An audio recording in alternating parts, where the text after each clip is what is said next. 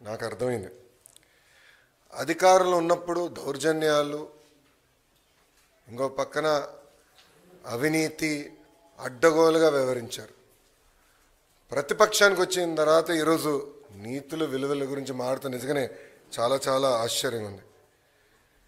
జగన్మోహన్ రెడ్డి గారిలో మేమందరం కోరుకునేది ఏంటంటే ఒక ముఖ్యమంత్రిగా పనిచేసిన వ్యక్తి ఉందాతనంగా మాట్లాడతారు, వాస్తవాల దగ్గరగా మాట్లాడతారు, ఒక వ్యక్తిని కించపరిచే విధంగా మాట్లాడతారని కించపరుచుకునే విధంగా మాట్లాడతారని అనుకున్నాం. కానీ ఇదంతా చూసిన తర్వాత ఇందులో ఆయనకి ఏమీ లేవు, ఏది రాదని నాకు అర్థమైంది. అధికారంలో ఉన్నప్పుడు ప్రజల్ని కలవలేదు, ప్రతిపక్షానికి వచ్చిన తర్వాత హౌస్కి రారు. అంటే ఎప్పుడు దూరంగా బతకాలని కోరుకునే వ్యక్తి జగన్మోహన్ రెడ్డి గారు. ముఖ్యమంత్రి పదవి కోసం సొంత తండ్రి శవాన్ని పక్కన పెట్టుకుని ఆనాడు సంతకాలు సేకరణ చేసిన వ్యక్తి జగన్మోహన్ రెడ్డి గారు. 2019 ఎన్నికల్లో సొంత బాబాయిని లేపేసి మేమేదో చేశామన్న నింద మా పైన వేసిన వ్యక్తి జగన్మోహన్ రెడ్డి గారు. ఇంతేకాకుండా ఈరోజు ప్రభుత్వం పైన, బడ్జెట్ పైన, గౌరవ ఉప ముఖ్యమంత్రి గారి పైన మాట్లాడిస్తే నిజంగానే నాకు చాలా ఆశ్చర్యం వేస్తుంది. పరదాల ప్రభుత్వం ఈరోజు పోయింది. అదేవిధంగా బూతులు తిట్టే శాసనసభ్యులు కూడా పోయారు. ఎప్పుడు లేని విధంగా ప్రజల కోరిక మేరకు ప్రజలకు ఏదైతే అవసరం ఉందో అది ఈరోజు బడ్జెట్లో మేము పెట్టుకుంటాం జరిగింది. ఎన్నికల ముందల వై నాట్ 175 అని పదే పదే చెప్పిన వ్యక్తి ప్రజలు 11 స్థానాలు ఇచ్చారు. ప్రజలే మీకు ప్రతిపక్ష హోదా ఇవ్వకూడదని నిర్ణయించుకున్నారు. అది ఆయన ఇప్పుడు కూడా తెలుసుకోకుండా నిన్న చెప్పా వన్డే ముఖ్యమంత్రి అని. కరెక్ట్గా హౌస్ ప్రారంభమయ్యే రోజు మొదటి రోజు వస్తారు, నాకు ప్రత్యేక హోదా, క్షమించాలి, నాకు ప్రతిపక్ష నేత హోదా ఇవ్వాలి అని కోరుకుంటాడు, వెళ్ళిపోతాడు. మళ్ళీ ఎప్పుడు ఆయన కంపడరు. అలాంటి పరిస్థితి మనందరం చూస్తున్నాం.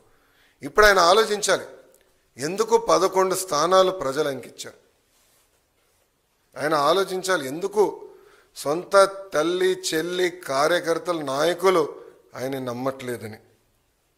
మొన్న బ్యాలెట్ ద్వారా దాదాపు 67% ఓట్లు కూటమి అభ్యర్థులు ఆల్పాటి రాజేంద్ర ప్రసాద్ గారు, ఇంకొక పక్కన రాజశేఖర్ గారు ఓట్లు సాధించారు.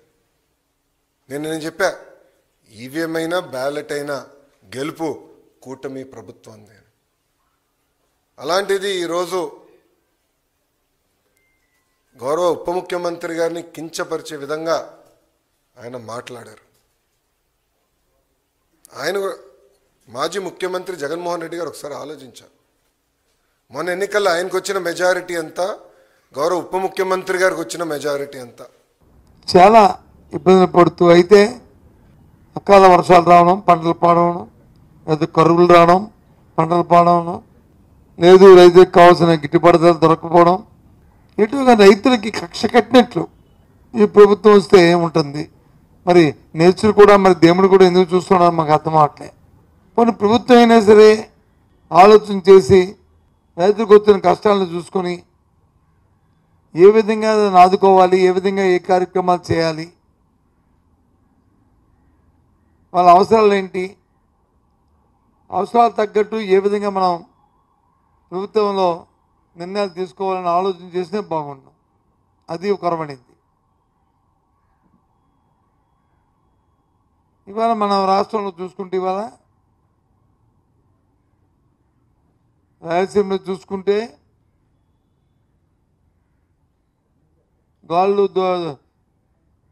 గాలులతోని రాయలసీమలో ఏదైతే అరటి పంట ఉందో అరటి పంట వచ్చి నేలకొరడమే కాకుండా పండిన పంటకి గిట్టుబాటు ధర లేదు. మన కోస్తాలో చూసుకుంటే మిర్చి, ఇవాళ కూడా రైతులు ధనాలు చేశారు యార్డుల్లో. కొన్ని నాదులు లేడు, లక్షలాది మరి బస్తాలు వచ్చి ఆ మార్కెట్ యార్డుల్లో ఉంటున్న పరిస్థితి, ఏం చేయాలో తెలియని పరిస్థితి.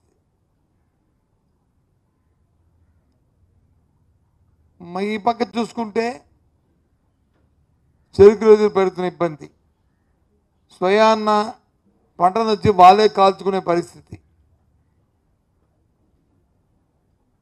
ఈ విధంగా ఎందుకు ఈ ప్రభుత్వం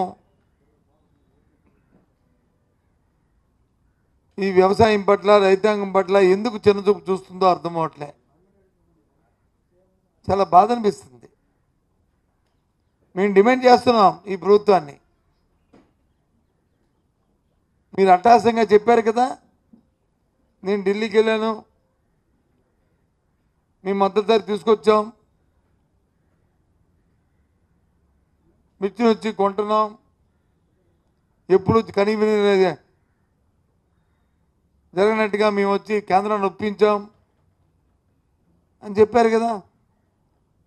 మా నాయకుడు జగన్మోహన్ రెడ్డి గారు మిర్చియాడికి వెళ్ళి రైతుల కష్టాలు తీసుకుంటున్న నేపథ్యంలో 11,700 రూపాయలని మద్దతు ధరని పెట్టి ఆ ధరకు ఒకళ్ళు కానీ ఎవరైనా తక్కువకు అమ్మితే మార్కెట్ ఇంటర్వెన్షన్ చేసి కేంద్ర రాష్ట్ర ప్రభుత్వాల ద్వారా ఏజెన్సీ ద్వారా కొంటామని చెప్పారు కదా. చెప్పండి, వాటికి 1 కేజీ అని కొన్నారా మీరు? 1 కిలో అంటే 1 కిలో కొన్నారా? కొంటే ఎందుకు ఇవాళ రైతులందరూ వచ్చి అక్కడ మిర్చి రైతులందరూ ధర్నాలు చేస్తారు అక్కడ? చెప్పండి మీ లెక్కల ప్రకారం ఎందుకు కొన్నారు?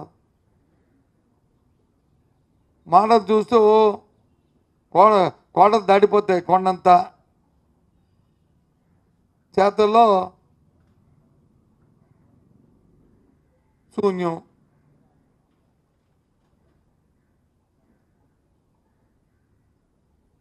చూసాం మన ప్రాంతంలో ఉన్నది చెరుకుకి సంబంధించి షుగర్ ఫ్యాక్టరీ, మనం చోడవరం షుగర్ ఫ్యాక్టరీ. ఆ రోజు ప్రత్యక్షంగా పోయాం, చూసాం. అప్పటికే 70,000 టన్నులు చెరుకుని క్రష్ చేసింది. 1 రూపాయి కూడా ఇవ్వలేదని చెప్పారు, జీతాలు ఇవ్వలేదని చెప్పారు, పాత బకాయిలు ఇవ్వలేదని చెప్పారు. కానీ ఏంలే, ఇస్తాం అటాసంగా మన్నాడు ఇస్తామని ప్రకటించారు. ఇవాళకి 89,000 టన్నులు వచ్చి క్రషింగ్ అయింది. సుమారు 24 కోట్ల రూపాయలు దానికి రైతులకు ఇవ్వాలి, 1 రూపాయి పే చేయలే. అంతకుముందు రైతులకు ఇవ్వాల్సిన 200 రూపాయలది సుమారు 3 కోట్ల రూపాయలు రైతులకు ఇవ్వాలి, అది ఇవ్వలే. ఏమనంటే గత ప్రభుత్వం అంటారు. గత ప్రభుత్వం ఆడి పంచదార వచ్చి నిల్వంచి ప్రభుత్వం పోయింది. మన పంచదార అమ్మింది డబ్బుని తీసుకొచ్చారు, అది రైతులకు ఇవ్వాలి కదా. సుమారు 6-7 కోట్ల రూపాయలు అది వర్కింగ్ క్యాపిటల్ కింద వాడుకున్నా తప్ప రైతులకు ఇవ్వలే. అది కాక చెరుకు కార్మికులకి ఇవ్వాల్సిన 7 కోట్లు ఈ జీతాలు బత్యాలు ఈ సీజన్లోనూ మరి ఫ్యాక్టరీ అది ఇవ్వలే. అంటే ఏంటి, ఎందుకు ఆ కక్ష రైతుల మీద?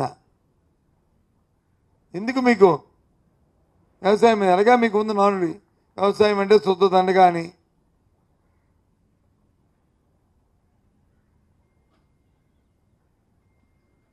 ఈ విధంగా బాధ్యత లేకుండా రైతులను ఇబ్బంది పెడుతున్న ఈ పరిస్థితి ఏమనంటే ఆ ప్రభుత్వాలు గత ప్రభుత్వాలతో ఎక్కడ రైతులకి ఏ రకంగా చూసుకున్నట్టు వస్తే మార్కెట్ ఇంటర్వెన్షన్ పెట్టాం, సుమారు 3,000 కోట్ల రూపాయలు నిధులు పెట్టాం, ఇలాంటి కలామిటీలు వస్తే ఆదుకున్నాం.